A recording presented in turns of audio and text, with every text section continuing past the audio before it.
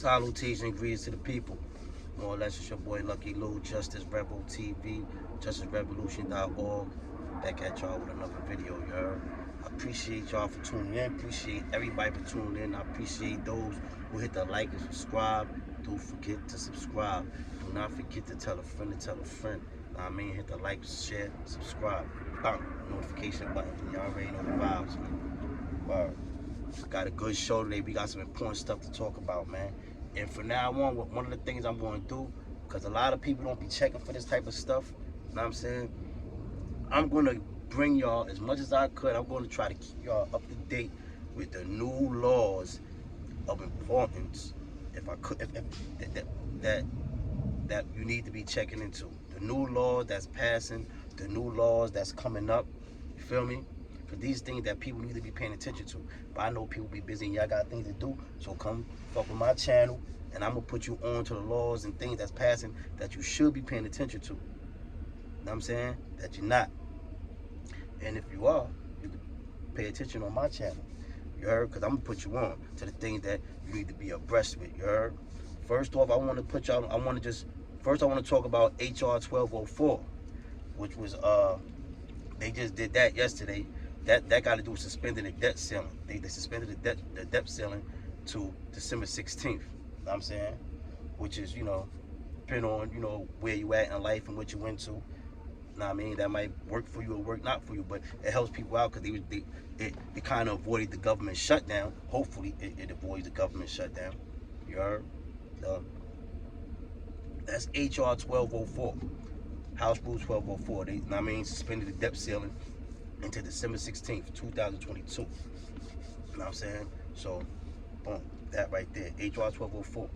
I mean, so that, like I said, that helped out to probably avoid the government shutdown, which was looming. And it's still kind of looming, but you know, I think that right there could have helped it out. But, you know, we got to still wait and see. And I keep y'all informed on that matter. Also, you have HR 1280, which was the George Floyd bill, which they dubbed. You know what I'm saying? They dubbed it, like, you know what I'm saying? So, like, that's an important rule for the people, for us, you know what I'm saying? You know, got to deal with a lot of stuff. It's a variety of matters that correlates and fall under that umbrella that had to do with that George Floyd thing, because a lot of things could have piggybacked and a lot of things could have come up. It's a lot going on right now. That's what I'm saying. It's so much distractions. They distracting us with, well, not us, because I'm not being distracted, but they're trying to distract everybody, but they're getting through to a lot of people. You know what I mean? You show the shiny object over there, BS news over here, you know what I mean? All this other stuff over here to make you not pay attention to what's really going on. See, I'm going to tell you what's really going on. Justice Revolution TV, Justice Rebel, we telling you what's going on, you heard? Now, with the George Floyd bill, they just dubbed that. We thought it was going to go somewhere. It had some momentum, you know what I'm saying? But then you got the Senator Tim Scott out of South Carolina, him and Senator Cory Booker out of New Jersey. They've been going at it. They've been going at it back and forth, and they couldn't come to a agreement, and the whole thing fell apart because Senator Booker from Jersey, the ex-mayor from Newark, him and the right-wing Republican, the only black Republican senator dude, this dude Tim Scott, you know he's a bozo. You know what I'm saying? So you already know what type of time he on. He not for the people. You know what I mean? So he was arguing against it. He was trying to push the fake narrative of defund the police, would have people kind of not wanting to. You know what I mean? Because it's a whole thing. Like when they said defund the police, you know, like I don't say defund the police. I say reallocate police funds. That's what I'm promoting. You know what I'm saying? But the right wing try to use that as a scare tactic, demagogic tactics to further their agenda. Like, you know what I'm saying? That's what they doing. That's what demagogic tactics is. Like, you know what I'm saying? They're trying to further their political agenda. So, but they do that by telling everybody, oh, they want to take away the police. Like, who in the world would really believe? I don't even know who's even going for that. Who's jacking that? Who's jacking that? How could you jack that? People really want to just get rid of all police. Like, that's like the stupidest thing. For you to think, for you to believe that when somebody says defund the police, that they're talking about abolishing police. Everybody know the civilians need police. Everybody know that we need police. We just want to revamp the system. Know what I mean? Fix the system because it's not fair. It's messed up. It's fucked up. Excuse my language. Know what I'm saying? That's all that's about. But they use that because they're trying to further their agenda. That's why. And like, listen, you see all this crime going on in these cities. See, what happened was when people started pushing the defund the police thing, the right wing capitalized on that because we was getting a lot of momentum. Know what I'm saying? We was getting a lot of momentum and support with the defund the police because a lot of things been coming out on social media and on video of police wrongdoing, police corruption, police killing people and stuff like that. So a lot of lies start, a lot of, you know what I mean? You can't hide the truth. What happens in the dark will come to the light. So things start coming to the light. So now we've been getting support and momentum on police reform and criminal justice reform and things of that matter. So what they did, this is what they did. I'm trying to tell you what they did. They said, yo, we're going to let all this crime go on. Understand this. They let this crime go on. Know what I'm saying? They let this crime on to further their agenda. They let this crime go on. They're going to let all these young people of color get killed and kill each other. You understand what I'm saying? And then they're going to use this to bring back to roll back all of the things we gained during that time while we was doing this whole fight for our rights and stuff, and the things that the momentum and the support and the achievements, the things that we did achieve and know what I mean, that we achieved on criminal justice reform and things and police reform, things of that matter. They're gonna roll back those things. That's why you see they like in New York City right now, in New York in the town, they going hard talking about the bail reform. You know what I'm saying? They're trying to bring the bail back. Because every time somebody who was out on bail does something, they gas it up. They put 100 on 10 and make it seem worse than what it was. You know what I'm saying? Fact of the matter is, and statistics show that locking people up, locking everybody up, is not going to deter crime. It's not going to deter crime. You know what I'm saying? It may deter some people, but it's not going to. That's not the absolute solution. I told y'all before, we got to get it at the root. But they don't want to get at the root. Because if they get it at the root, the power structure, in my opinion, don't want to get it at the root. Because they get it at the root, they want to title some more fairness going on. You know what I'm saying? So they rather have it like this, where they create situations and circumstances where people are running around getting to certain things that sometimes has to do with circumstances, man. Know what I mean? Know what I mean? That's what it got to do with sometimes. You know what I'm saying? Circumstances. People are victim of circumstances. I know a lot of people don't like when people hear that. Victim of circumstances, product on your environment. You know what I mean? But it's true. You know what I'm saying? So with the George Floyd bill, they dubbed that because they don't want that to set the precedence for police reform in the future and criminal justice reform in the future, which we've been having, like I said before, we've been having a lot of momentum on that, getting a lot of support, but now it's rolling back because they're saying, look at this. That's what they're doing. They're letting all this crime go on, and they're saying, look at all this crime. These people don't know how to act. Look, and they keep talking about all the murders and all the shootings and all the crime. You know what I'm saying? But they're doing that to scare the people, and it's working. They're scaring our own people to the point where our own people are right now calling for more mandatory sentences, for them be more hard on crime and stuff like that. And they're gonna roll back to the 90s. That's the same thing they did in the 90s with the crime bill with Joe Biden.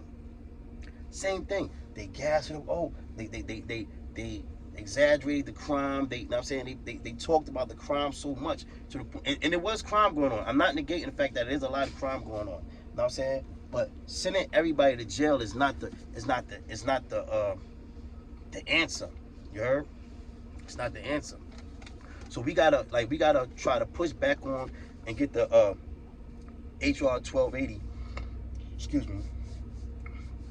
Back in there, and we got to get that pushed through. You know what I'm saying? Because sometimes it'll pass in the House, then it get held up in the Senate, or vice versa. You know what I'm saying? But like they do that on purpose because they know sometimes they'll pass something in the House and they know it's not going nowhere in the Senate. I don't understand that. what I'm saying? But this is some important stuff, man, because all this is just setting up to roll back all the success we made on criminal justice reform. You know what I'm saying? And it got to do with all the crime that's going on, because we're basically just feeding into their plan. You know what I'm saying? We basically feeding into their plan. You know what I'm saying? So that's something to check into, man. Like I said, HR 1280, you can still go to your local leader, your local politicians, and still show some support for that, and sign the petition, and write to your local senators and legislators, and tell them that you support HR 1280. Whatever, it don't matter. This is nationwide, so whatever city or county or state you're in, you can still write your constituents and ask them about House Rule 1280, and tell them we trying to get that pushed through, man, because we need that. You heard? Boom. All right. Another thing that's going on now, the voting thing. I don't know if people understand that it's been over 400 bills that have been introduced to restrict voter rights at the ballot. Over 400. And a lot of them is passing, man. So, like, because of what happened in 2020, you gotta understand, these people is on timing. They on timing, on this type of time that I'm talking about. It ain't always about the street and running around and busting guns and going crazy.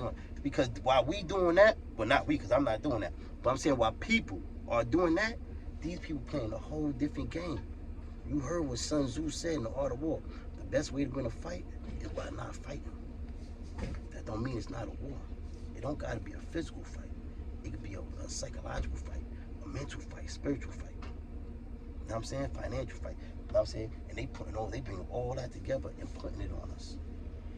You know what I'm saying? So it's been 400 bills that have been introduced. They have not all been passed, but they have been passing. You know what I mean? So people gotta be on point on that, because we gotta fight for our rights. They trying to bring back, they trying to infringe on our voting rights. You know what I'm saying? On the Civil Rights Voting Act and all that. They trying to bring that back. They got all kind of things that they throwing little blocks and stuff in it on that. That's impeding on the Civil Rights Vote Act. So people, get with your people, get with your legislators, and let them know we're not going for this. You think this stuff don't affect you? People didn't go hard about the whole thing with the whole Supreme Court, right? Now look at the Supreme Court. Now look at all the stuff they doing. Now I'm gonna bring y'all about some other rules. Y'all know in December 1st, they're gonna vote on the Mississippi situation, going at Roe versus Wade. Theirs has got to do with women not having abortions after 15 weeks. You already know they already passed the one in Texas about the abortion in 6 weeks. So that been going on. They've been having a controversy going back and forth about that. Now you got the Mississippi one coming up. That's in December. There's all attack on Roe versus Wade. They're coming for Roe versus Wade. They got a 6-3 majority on Supreme Court. What we got to do, and we advocating for, and you know what I'm saying, I know some people advocating for it also, a lot of people, is expanding the court. Right now, the court is at 6-3 conservative majority. That is not fair. Anybody knows that is not fair. You cannot sit up there and argue with me or anybody. You cannot rationally argue that a 6-3 majority on United States Supreme Court is fair. All that means is that the right wing agenda is going to be pushed forward for the next 20 years, unless we expand the court. And for people who don't know, the court has been expanded before.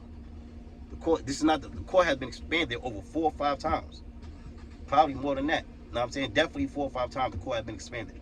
The last time the court got expanded, I think, was under let me see. I know it got expanded in 1830s. I think under Andrew Jackson, it got expanded, right? And then it got expanded again under Lincoln, if I'm not mistaken. Lincoln expanded it to 10 during the war. That had to do because he wanted to have. I mean, they had the. I just got a text from the wife. How you call it? They had the.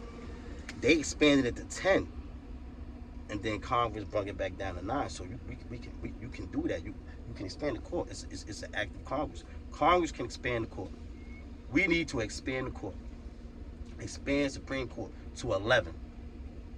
To 11 to make it fair. This was the United States. We gotta make it fair. We have to make it fair. 6-3 is not fair. There's nothing fair about a 6-3. There's nothing blind about that justice on those 6-3 conservative majority. You know it, I know it, they know it, everybody knows it. So let's fix it. You heard? That's all I'm gonna say on that. Now, also, I want to show that. Let me see. Y'all know I be having my notes and stuff. I'm old school. I go bust out another phone or laptop and do this and read stuff from here and all that. But I'm old school. I put my notes. Like, that's how I like to do it. You know what I'm saying? All right. Now, a couple more things I just want to tell y'all. Then I'm gonna let y'all go. You know what I mean? Because I gotta get home. Wife is calling. Happy wife, happy life. Y'all know the vibes. All right, I'm gonna tell you about a couple new laws, a couple things that's about to be coming up for votes. Oh, this is major. I gotta get on this. Listen, do y'all know that in April, for the first time in a long time, that the higher court has deviated from rules to establish leniency on juvenile sentenced to life without parole, right? Do y'all know that? Because you know, in 2012 they made it illegal, said it violated the Constitution, cruel and unusual punishment, to sentence a person who committed a crime before their 18th birthday, to sentence them to life without parole. You know what I'm saying? So that was when it was kind of even court. You know what I'm saying? That's when that passed, right? So, you know, a lot of juveniles, a lot of brothers who were sentenced as juveniles when they was locked up, they got, you know what I'm saying? And they've been locked up 20, 30, 40, 50 years now. A lot of them brothers was getting out, right? So now you got a brother by the name of, hold up, this right here is major. This is major. You got a brother by the name of Brett Jones. He's 31 now. He got locked up and killed his grandfather over arguing over his girlfriend when he was 15 years old. So when he put in for his resentencing, that, I mean, under the Miller versus Alabama, you know what I'm saying, which is said that life without parole is cruel and unusual punishment. When he put his in, recently, not too long ago, Supreme Court, the judge sentenced him again to life without parole. See, under the Miller versus Alabama, they said that you can't sentence a juvenile on life without parole unless you could prove, that the person was deemed permanently incorrigible. I don't even know that word. I'm not even gonna lie to y'all. And I wrote it down so sloppy, I don't even know what the word is. But it basically means they can't be rehabilitated. They can't be rehabilitated. You know what I'm saying? So they said that's the only time. You know what I'm saying? That's what it said, but it was a word. But I wrote it so sloppily, like I can't. I'm lying. I mean, I can't put it together. But basically, I know what the word means. Is basically what the word is got to do with being permanently rehabilitated. You know what I'm saying? So if they could prove, or the judge felt that you permanently could not be rehabilitated, then if you permanently couldn't be rehabilitated, then he could still sentence you to life without parole. You know what I'm saying? But now with this dude, they said they don't have to do that. They said all they have to do is consider his youth, but it's at the judge's discretion. That's what he said. You know what I'm saying? And so that's what the judge said, and sentenced him back to life without parole. So Mr. Jones, Brett Jones, he appealed it all the way up to the Supreme Court. So everybody was watching to see what happened, because this could set precedent for what happens in the future, right? And the judge in the Supreme Court sided with the judge and said that it's up to the judge's discretion, and they allowed the judge to still sentence him around life without parole. Justice Sotomayor was pissed. Read her dissent. Go back and read her dissent on that case, on the Brett Jones case. Go read Justice Sotomayor's dissent on that. She's tight. But all this got to do with now that they're conservative 6-3 majority of the Supreme Court, they're going to come back for all the things that, for some of the things that we got passed that they didn't want us to get passed. And they're going to come for that. And that got to do with the juvenile life, you know what I'm saying? So we got to get on that. We got to protect that, people. You heard? We got to protect that. They coming for the juvenile lifers. They're gonna come for the Miller versus Alabama with their 6-3 conservative majority, and they're gonna start basically with that right there. That Supreme Court just upheld on the Brett Jones case. That made it easier. For them to sentence juveniles to life without parole again. Know what I mean?